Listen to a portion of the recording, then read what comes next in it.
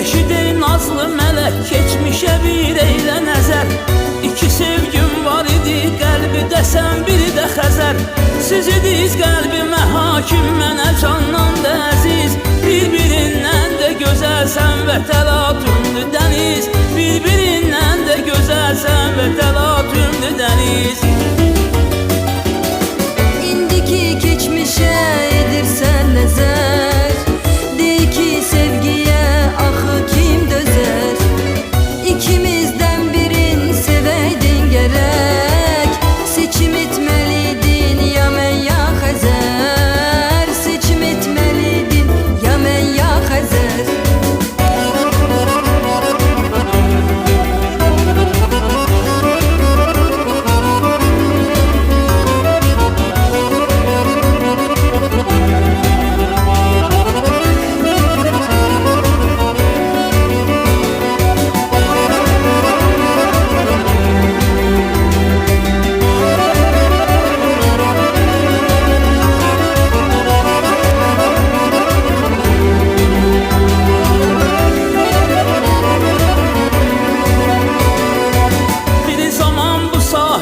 Tapmışdım məhəbbətimi, aldı məndən apardı dalğalar saadətimi. Yada saldıca qulaş dalğalanan tellərini, gəzirəm əsrət ilə ötən gənclik illərini.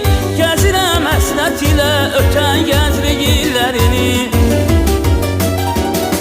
Bir vaxt yadındamı sənlə baş-başa, İkimiz sahili gəzərdik qoşa. Bəlkə də günahkar mavi Xəzərdir, yetmədi buna kam sevgimiz başa. Yetmədi buna kam sevgimiz başa.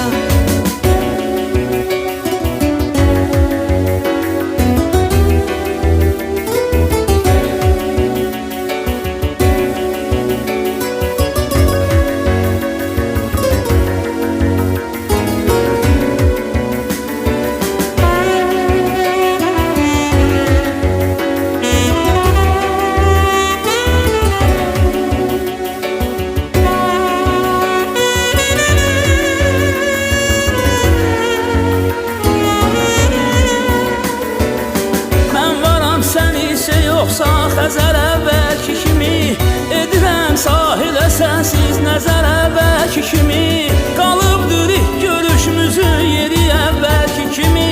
Qayıdarmı ötən illər geri əvvəlki kimi? Qayıdarmı ötən illər geri əvvəlki kimi? Məhəbbət ateşi sönməz heç zaman.